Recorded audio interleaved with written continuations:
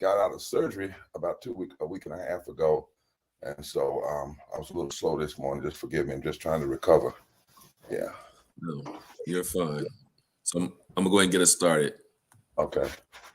So welcome everybody. Exciting for this day. This is also a day of remembrance. 9/11, and I'll let Reverend Barber give some words about that as part of his keynote address. But I'm Dr. Jacoby Wilson. I'm professor at the University of Maryland, College Park, and I'd like to welcome you to the 9th Siege UMD Environmental Justice and Health Disparities Symposium. Just to give you a little bit of background about this, about us, Siege is a center that focuses on empowerment science and liberation science. We have communities of color, low-income folks across the country and around this world that are dealing with pollution, they're dealing with hazards. There are folks that are dealing with toxic trauma and being used as sacrifice zones. I like to say that, you may not believe in climate change, but believes in you if you're poor, if you're Black, if you're brown, if you're indigenous. So we have folks who are experiencing differential climate risk just because of the color of their skin, just because of the amount of money that they have in their pocketbook, right? And so environmental justice as a movement, everyone, it's a social justice movement. It's a child of the civil rights movement. It's a movement about what we live, what we work, what we play, what we pray, what we learn. Let me say a little bit slower for y'all. What we live, what we work, what we play, what we pray, what we learn. And this year's theme is people, power, and politics. Last year's theme was energy versus power. But we want to follow up talking about people, right? Power of the people, power by the people, for the people, and also just transition to clean energy, because we know that most of these environmental justice issues that communities experiencing is because of dirty fossil fuel infrastructure, right? From extraction to transport to processing to burning the waste, okay? And then politics, right? The role of politics in the haves and have-nots, the role of politics and who gets pollution, who doesn't, the role of politics when it comes to climate gentrification, right? Climate redlining, okay? So this year's symposium, we're going to talk about some very important issues. Again, people, power, and politics. Before I get too excited, because I don't want to get too excited, that's a reverence job. I'm gonna calm down. To get us excited and for this week of people, power, and politics. But I do want to give acknowledgments to the individuals and to the organizations that have provided support for this symposium. If you look at our team, I want to give a quick shout out to all the Siege staff that have really been very instrumental to the success of planning this event and being instrumental to the success of our event for the rest of the week. So I'm just going to name folks: Pamela Bingham, Shawnice, I won't name it last name, Shawnice, Pamela, Ariel, some of our Clay, Vivek, Blaine. Also, we have Paul. We have others from our jazz team members, Ela, Holly, and Bacola. We also have new staff, Marlene, Dr. White, and also Melissa.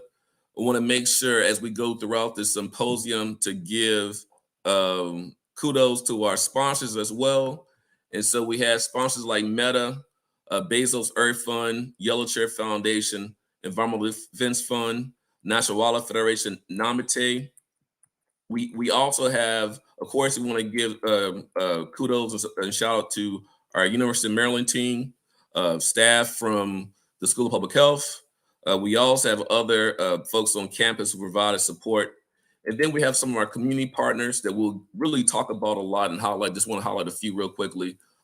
Green Church, Interfaith Power and Light, and also United Methodist Church. So again, when you look at those of you who are here today and who'll be here for this week, we have 3 days of virtual symposium sessions today, Tuesday, and Friday.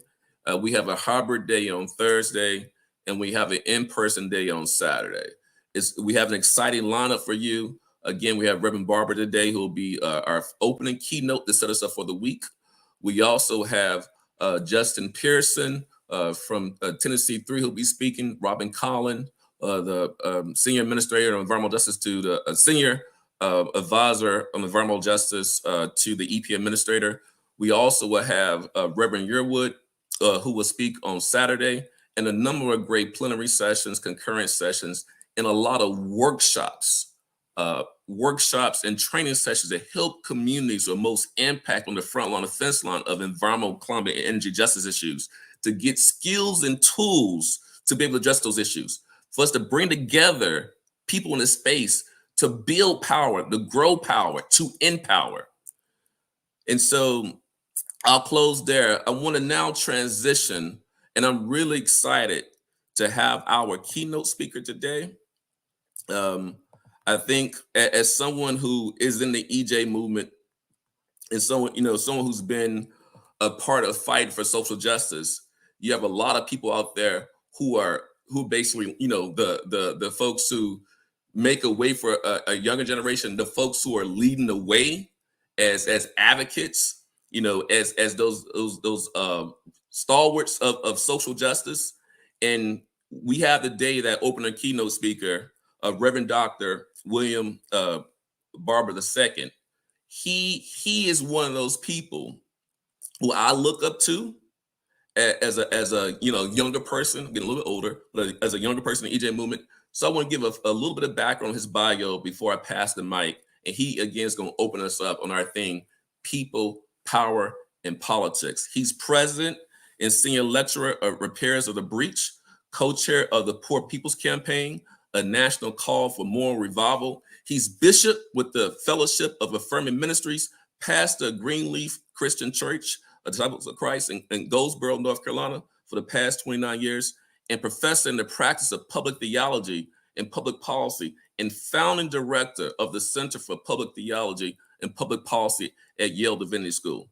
He is author of several books, including We Are Called to Be a Movement, Revive Us Again, Vision and Action and Moral Organizing, The Third Reconstruction, Moral Mondays, Fusion Politics, and the Rise of a New Justice Movement, and Forward Together, A Moral Message for the Nation.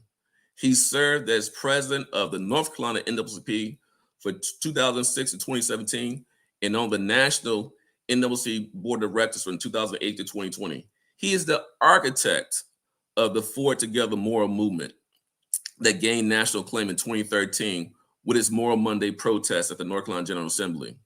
In 2015, he established the Repairs of the Breach to train communities in moral movement building through the Moral Political Organizing Leadership Institute and summer trainings. He has given hundreds of keynotes, many addresses, and again, he's going to open us up today with an address on people, power, and politics for the 9th Siege UMD Environmental Justice and Health Disparity Symposium. Again, the theme, people, power, and politics. Reverend Barber, you have the floor. Thank you so much, Dr. Wilson, and for the work that this powerful center has done. The more I read about it and hear about it, it's exactly what was needed in this time. I want to welcome all of your guests virtually. I want to thank you for your prayers. I've just recently come through surgery a couple of weeks ago, and I'm happy to even be here, to be able to join in with you on today. I have a son who is deeply involved in environmental issues, William Barber III, and also a daughter who runs the center at Drexel University in public health. So these issues are all around me. And of course, as a pastor, I want to take your time very seriously today as I talk about this theme.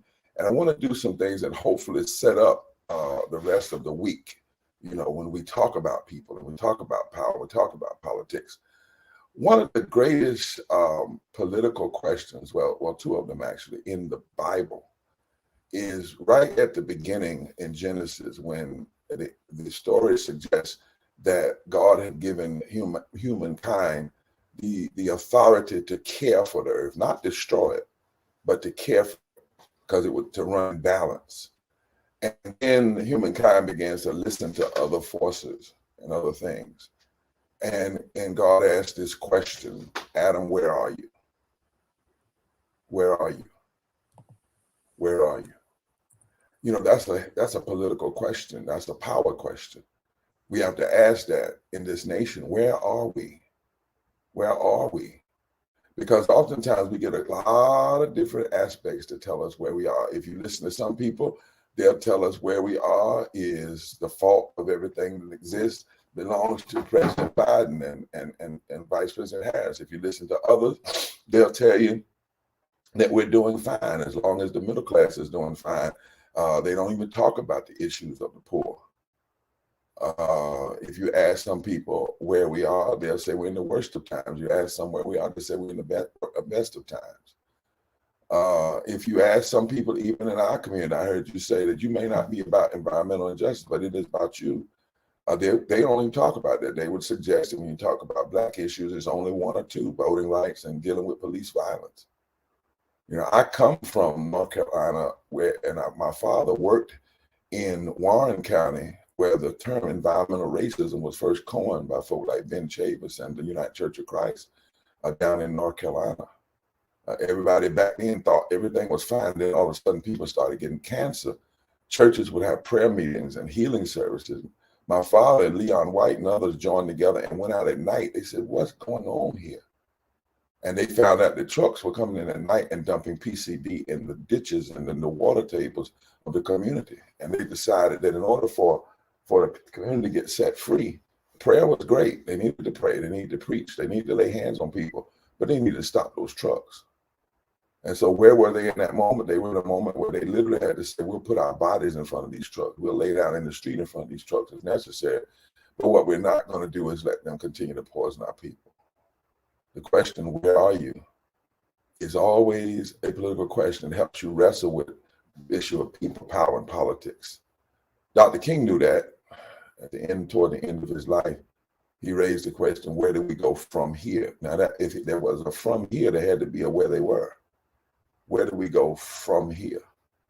And when he wrote that book, he said that his dream had turned to a nightmare. 2 years after the March on Washington, he had talked about a dream. 2 years later, he said it had gone to a nightmare. That racism was on the increase, that injustice was on the increase.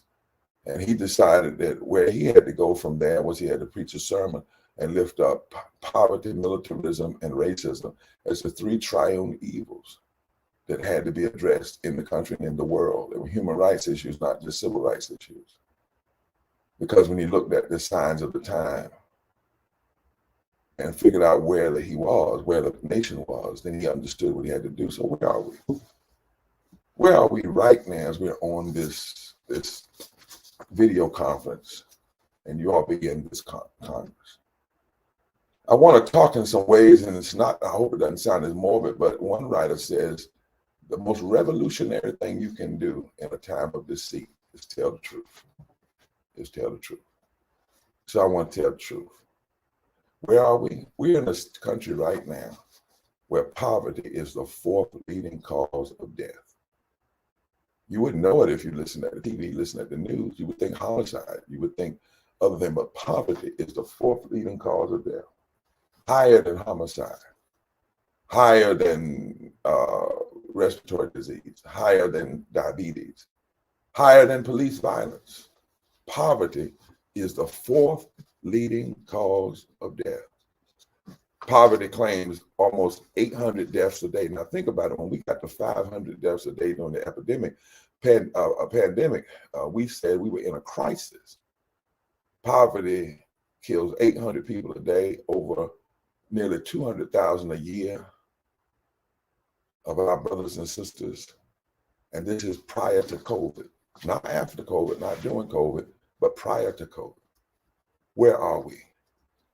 We have nearly 140 million people living in poverty, or just one emergency away from economic ruin prior to COVID. 60% of Black people live in poverty and or low wealth prior to COVID. 64% of Latinos, 38 million people, 60% of Black people, 24 million people, 40% of Asians, 8 million, 60% of indigenous, 2 million, 33% of white people, 66 million people who live in poverty are white, low wealth, 73 million are Black. So Black people are 40, in the percentage wise, 40% higher than whites, but in raw numbers, whites are 40 million more.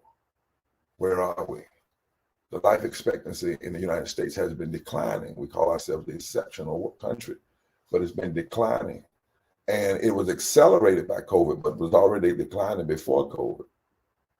Average U.S. life expectancy was 76 years old. It's lowest since 1996. 76 years old.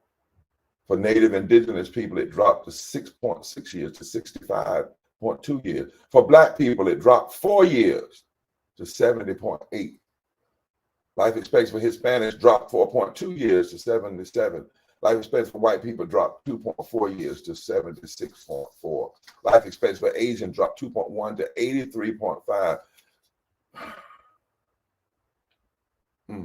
Two of the poorest states in the country, West Virginia and Mississippi, had the nation's lowest life expectancy, 4 to 5 years less than the national average. That's where we are.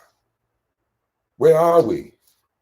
Prior to the pandemic, 87 million people were uninsured or underinsured. Think about that. Before we ever hit the pandemic, 87 million people were uninsured or underinsured. And we hit the pandemic, and we as a nation still did not provide people universal health care. So 350,000 people died during COVID, not from COVID, but from the lack of health care. Where are we? In 1 year, we decided, okay, during COVID, we'll raise the child income tax credit.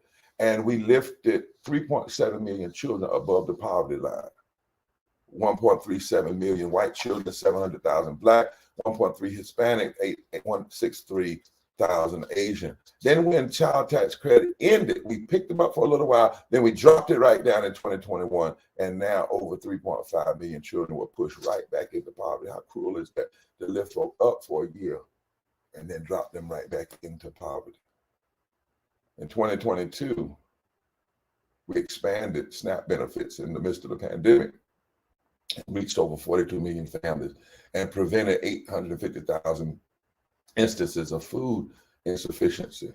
But now we're reducing those SNAP benefits, reducing them, taking it back, and it's hurting people all over the country. Thousands upon thousands and thousands upon thousands of people. Where are we? Right now, we live in this country and nearly over 50 million people, 52 million persons, work every day for less than a living wage of $15 an hour. In other words, they work at poverty wages. Dr. King used to call it slave wages in some sense. You know what that means? That means 47% of Black workers work for less than a living wage, work for low wages every day, less than $15 an hour. 48% of Latinos, 48% of Latinos, 30% of white workers, 40% of low-wage workers are women. And many of these low-wage workers, guess what? They were also essential workers. So during the pandemic, we said, you're low-wage, but you're essential, so you got to work, but you're not essential enough for us to pay you a living wage, because it was during the pandemic that we had the chance to raise the federal minimum wage to $15 an hour, and 49 Republicans and 2 Democrats said no to over 50 million people. The truth is, the average hourly wage that a full-time worker requires to afford a modest 2-bedroom apartment today is $25 an hour, $25 an hour. Did you know that at the March on Washington, we talk about it being a Black march, it really wasn't. It was a march for jobs and freedom. And the first agenda item for the March on Washington was to raise the minimum wage by 75%. And if they had and indexed it with inflation, the minimum wage would be about $17 an hour today. A few weeks ago, we had a March on Washington, and that was hardly mentioned. Nobody talked about the original agenda. We can't keep having nostalgic events and not remember where we were then and where we are now and where we have not gotten to yet, where we've not come to yet. 60 years later, we still don't have that minimum wage, living wage that the March on Washington talked about. 60 years later, we don't have that full employment that the marchers wanted, or fully funded public education, or fully expanded Labor Standards Act. You see, we have to remember things were more than just gatherings for us to come together, and more than just about Black issues, but about issues that face humanity. It's race and class, never race alone or class alone. It's race and class. Where are we? Right now, as I'm talking to you, 8 million to 11 million people are at risk of homelessness. 34 million people in this country right now are facing food insecurity. Right now. There's 60 million adults with disabilities in the country right now. 26% are living below the poverty line. Our disabled brothers and sisters, whether they be veterans or otherwise, living below the poverty line. And by the way, our country says that you're not poor if you make $12,000 a year. Really? If you're a family of four and you make a little over $20,000 a year, you're not poor. But that way of measuring poverty is so outdated. It was bad when it was first implemented. And it's even worse now because it does not allow us to answer the question truthfully. Where are we? If you use the federal government's poverty measurement, they say it's only 39 million poor people in this country. But when you actually use a model that most academies are saying we have to use, it's nearly 140 million people living in poverty and low wealth. Where are we? Student debt now makes up 44 million households. Where are we? Dr. Davis, 100 million people, Americans struggle with medical debt. That's why you got to be in this conference this week. That's why you're here. We're not here to play. This is not just coming to a conference and, just to see one another, virtually or otherwise. It is to raise the question, where are we? Because if we don't know where we are, then we don't even know the kind of organizing of people and power and politics that we need to engage. Where are we? 119 rural hospitals have been closed in 41 states since 2010. Think about that. Rather than opening more hospitals, rather than making health more available to people, we've closed 119 hospitals. Many of them are closed in states that refuse to expand Medicaid, what they call Obamacare, the Affordable Care Act. And so hospitals are closing. More than 450 rural hospitals are at risk of being closed right now. And 104 million people were uninsured or underinsured. If you really look at it, even more than that 87 million when we went into COVID, when you add uninsured as well. And the United States has the worst ranking public health outcomes, including the average life expectancy, is at its lowest point. Listen, where are we? The United States is the only of the 25 wealthiest countries that does not offer some form of universal health care. That's where we are. And because of that, during COVID, COVID really didn't kill a lot of people. It did kill a lot of people, but what a lot of people died from, one data told us that poor people died at a rate 4 to 5 times higher during COVID because of the way we delivered services. In other words, COVID didn't discriminate, but we did in the way in which we delivered services and healthcare and opportunities for vaccines to the poorest community, so that poor people bore the brunt. Now, the wealthy got the money. 68% of all COVID money went to corporations, and we made more billionaires during COVID than is. It really is shameful, the number of people that made billionaires, the number of people that went into poverty. I know one family in Mississippi where a young lady lost 25 members of her family within a 30-mile radius, primarily because Mississippi refused to expand health care and they could not get treatment. In my own family, down in eastern North Carolina, one of my families lost 38 members in our family, 38 members. And the hospital down there is closed. People didn't have access. People were scared to go. This is where we are. Oh, yes, I hope you're willing to hear this.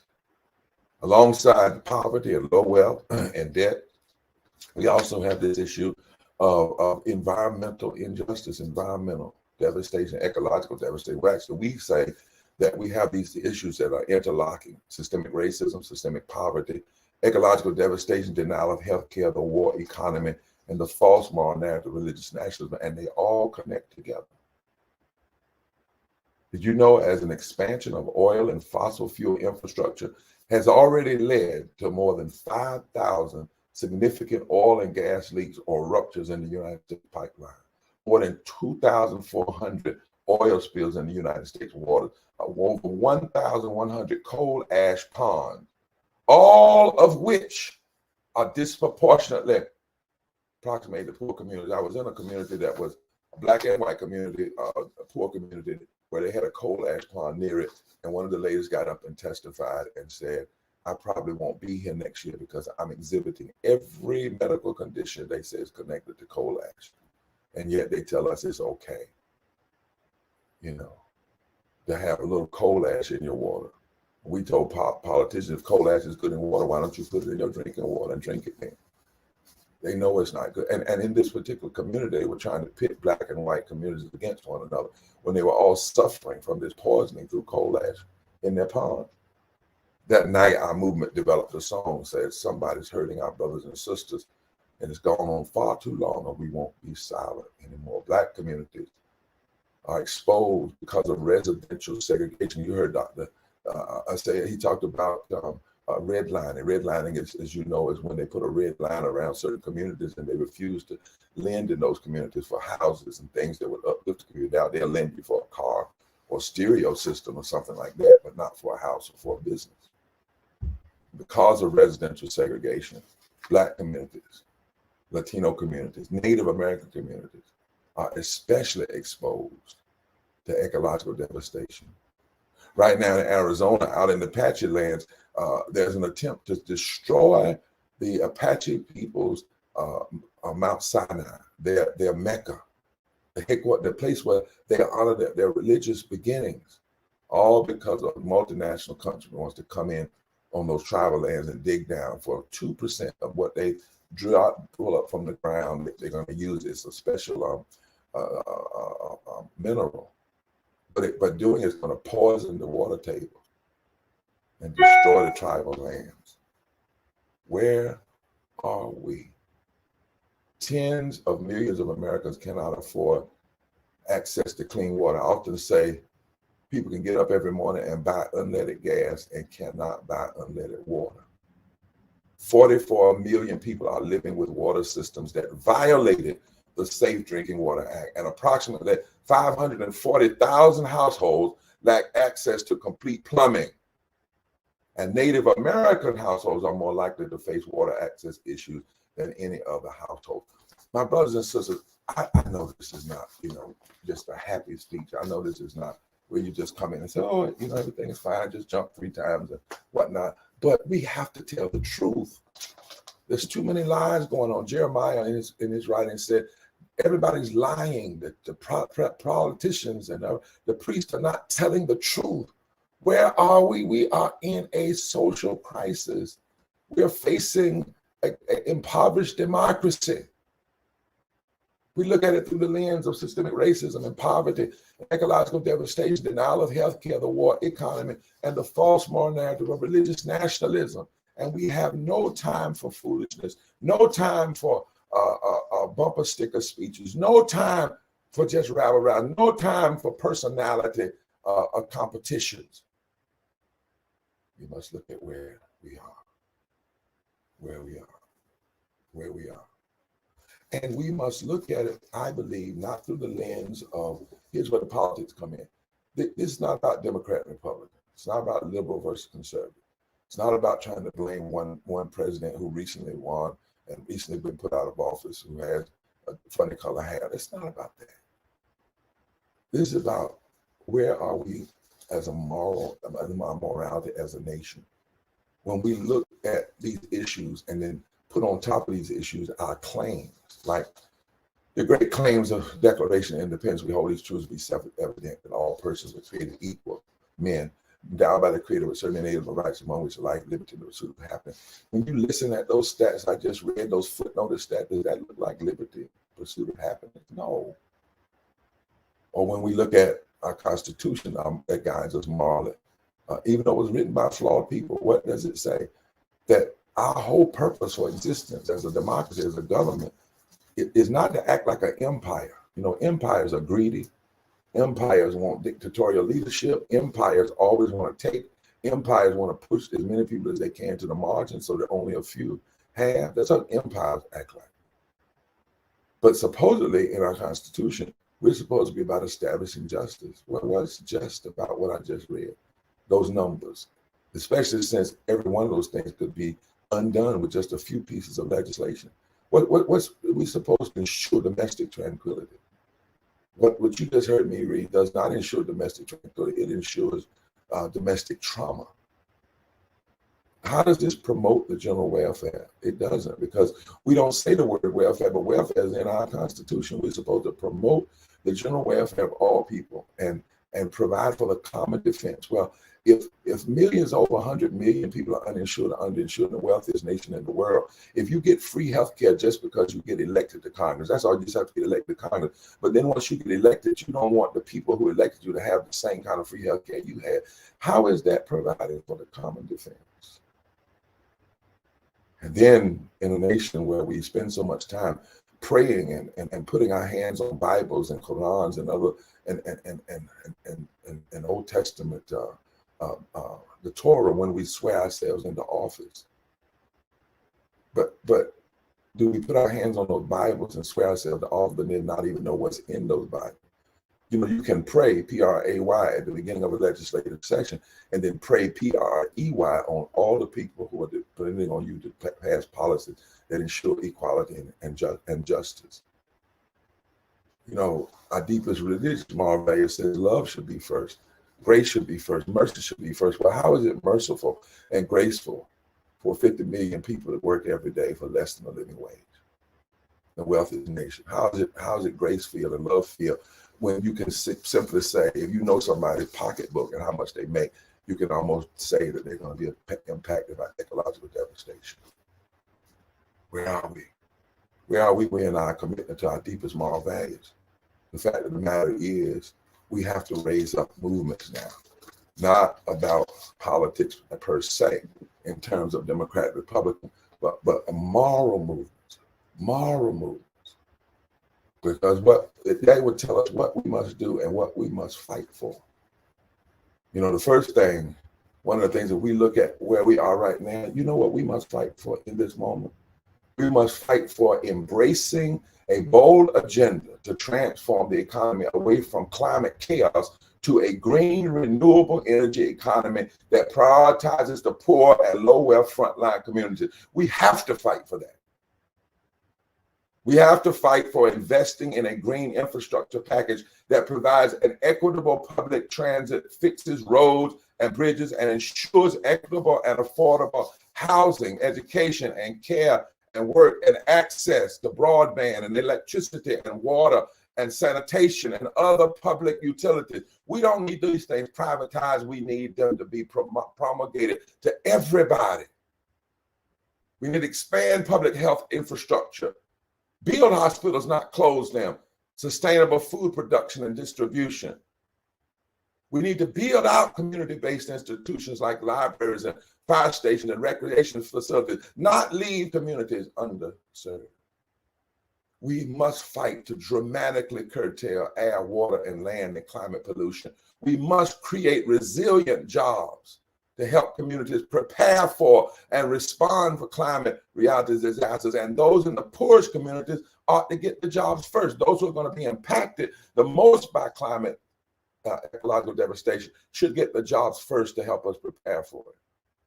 And we must raise the minimum wage. We have not raised the minimum wage since 2009. It's only $7.25 now, at $2.15 if you are a waiter or waitress.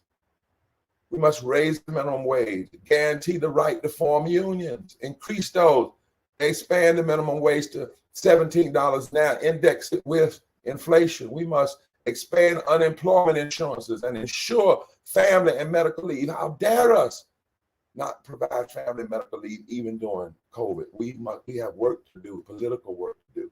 This does not come. You cannot fix these issues one at a time by churches providing for people or communities. These are systemic changes. And we must implement a federal jobs guarantee to increase public investment in infrastructure in poor and low-income communities that prioritize green and socially beneficial industries, public health, public education, care, work, all these things. We must do it, and we must fight for it now. We must challenge Democrats. We must challenge Republicans. We must challenge anybody. We must make sure these issues are a major part of the upcoming presidential. We cannot go through another presidential election and poverty is not at the center stage. The low income and ecological devastation are not centerpieces in the debate that people are asked. If you want to serve this country, you want to serve the people, where do you stand on these issues? Not as a Democrat, not as a Republican, not as left, not as right, but rooted in our deepest moral values. We've got to guarantee health care. We've got to guarantee universal health care. And then we've got to understand something. Let me stand up just a second.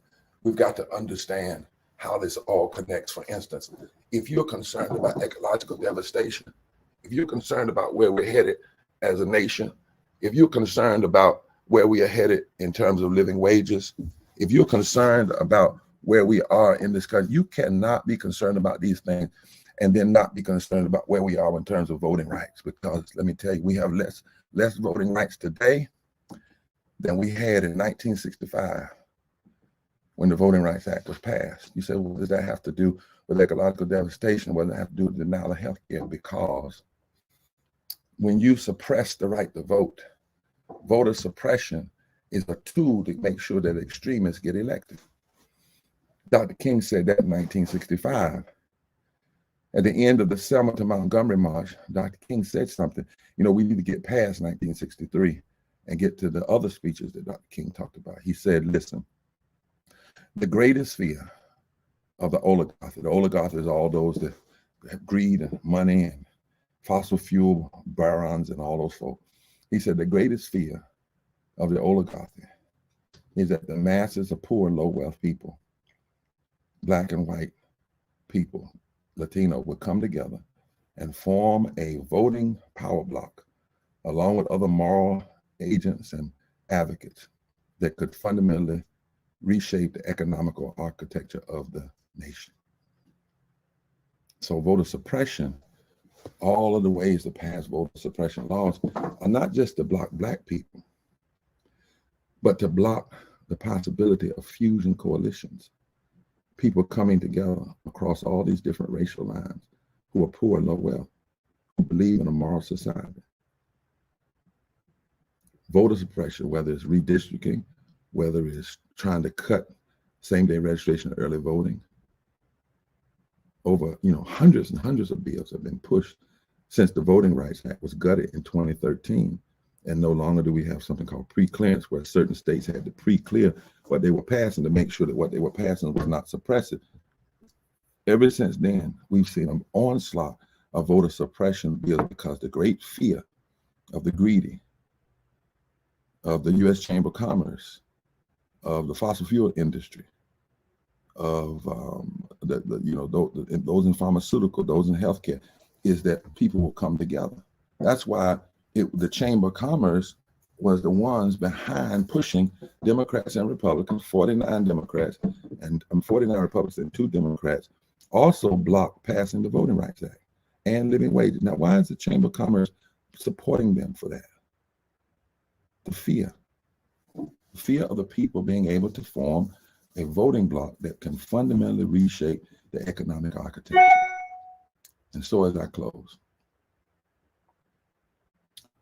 the question we also have to face in this moment is that every time you deal with these issues, you heard me list what the problems were, where we are, and what we need to be fighting for. Actually, if we could pass about 8 pieces of legislation, we could deal with all of these issues.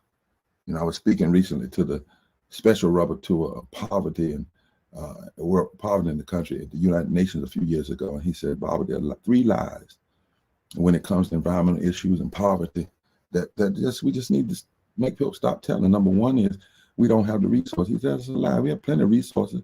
They're just all bottled up to just a few. He said the lie that we don't know what to do. We do know what to do. Right now, we know exactly what to do in every piece of legislation that needs to be passed. He said, but the bigger lie is that these are not moral issues. These are marginal issues. He said, that's a lie. Not only are they not marginal because they're affecting hundreds of millions of people, but they are moral issues. And to not address them are violations of our fundamental who we claim we are. Now, Joseph Stiglitz, who's an economist, Nobel Peace Prize, he raises one thing, and I'll close here. He says, the movement has got to make sure that the right question is asked. He says, whenever we engage these issues about poverty, minimum wage, health care. He says the wrong question is, how much will it cost us to fix it? Y'all notice how that always comes up. Well, we have to raise taxes. He says that's the wrong question. He's a Nobel Peace Prize economist.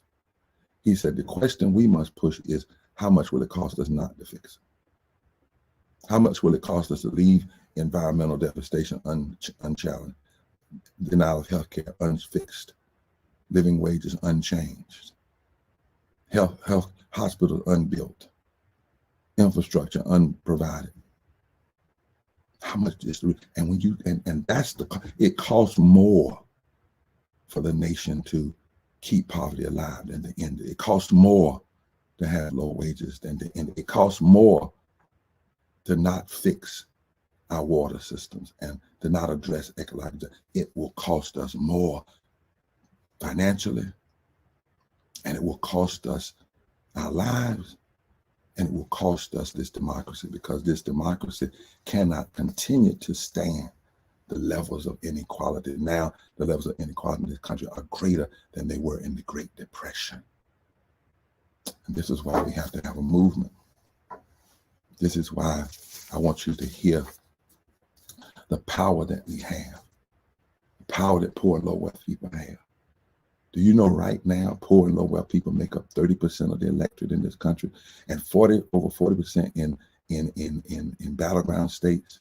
Did you know that there's not a state in this country where if just 15 to 20% of poor and low wealth people of all races, creeds, and colors would come together and vote an agenda for their uplift and the uplift of the nation, they could determine every office holder in this country? Do you know poor white people really don't vote against their own interests? That's a lie we've been told. That most poor white people, like poor black people, they don't vote. They've been so turned off. Nobody says the word poverty. Nobody goes to their communities. All we hear in our politics is middle class and wealthy. But when poor and low wealth people do vote, according to the data, we have a study called Waking the Sleeping Giant. It shows that when poor and low wealth people do vote, they tend to vote progressive. Wherever they are. If they make under $50,000 a year.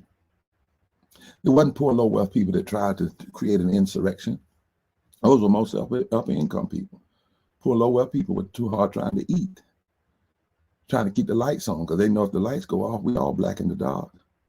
If the child can't eat, the child doesn't growl black or growl white, it growls hunger. But right now, we've done a study, and it shows that it would only take 1% of poor and low wealth people in Michigan to come together to decide who's the governor there and who's the legislator, who's the president, and what they do. 19% in North Carolina. Only 3% in Florida, where there are 9 million poor and low wealth people. Only 12% in South Carolina, 8% in Georgia.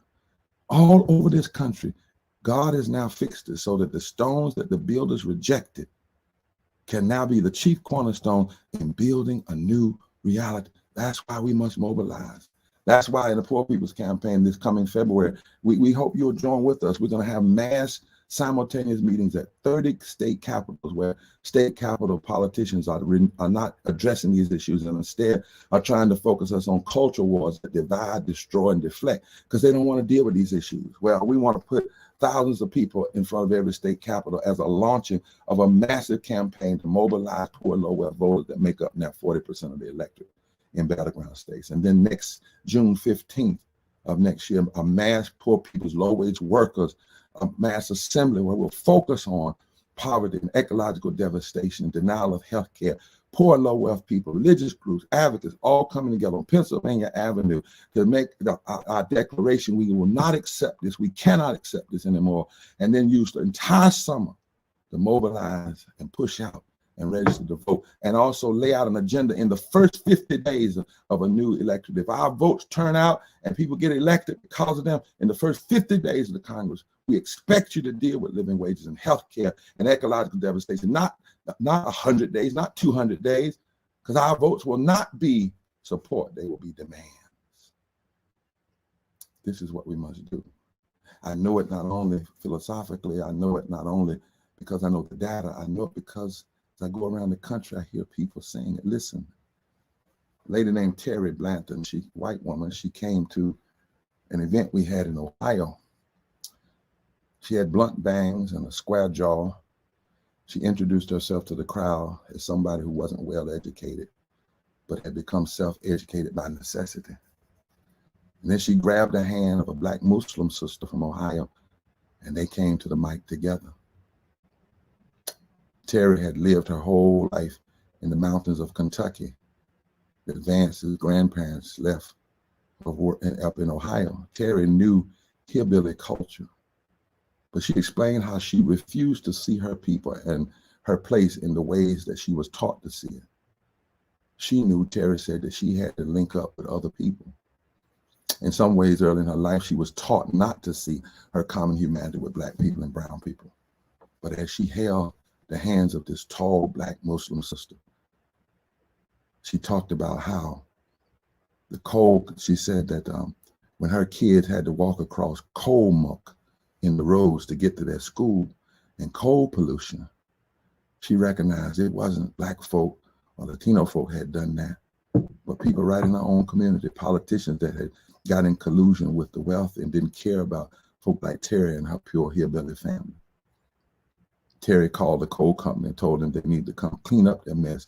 An employee on the other end suggested that she should just get used to it because she lived in a coal community and that's the best she could expect. Terry said, I don't live in a coal community. I live in a human community. She said, it ain't like there are fields full of coal up here. Y'all can just walk through and pick it up. She says, I live in a mountain community that's being destroyed by your coal mining. And we could have other opportunities, but you don't want that to happen. That's what she said to the employer. And then she said, and I'm not going to let some corporation try to make money anymore off of defining my community, not as a community of people, but as a coal company community. And over the past decade, she's been standing up to coal corporations. She's been building. She came to Cleveland that evening when we had gathered people together of every race, creed, and color to challenge people to join this movement.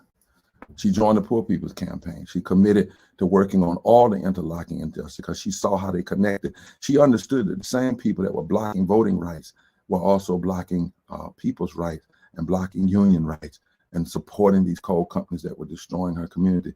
She understood that the coal miners were getting ripped off too because the companies weren't protecting them. They were lying to them. The politicians were saying they were going to protect their jobs. They weren't really protecting them jobs because every time they could, they'd get some form of animation to take their jobs away from them. And what the coal miners really wanted was to be retooled to another job, to ecologically safe jobs, if you will.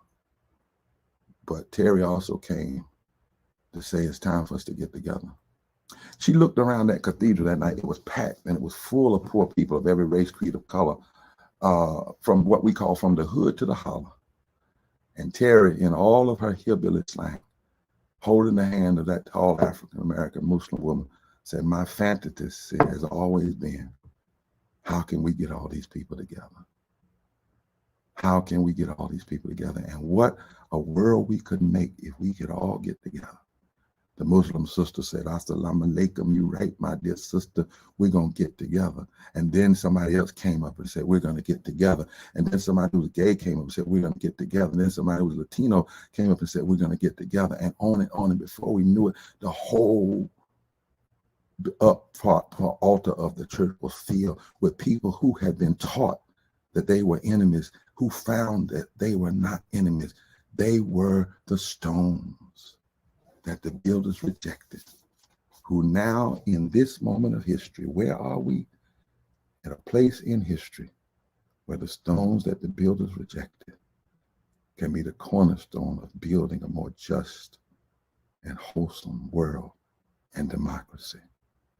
We've got the moral authority. We have the votes. Let's organize it. Let's do it. So that when generations yet unborn call our names, they will declare we did not stand down, but we stood up. We came together and we made a better world. And we did not succumb to the greed, the lies, the wrong, and the injustices. My fantasy, like with Terry, is that we all get together. God bless you.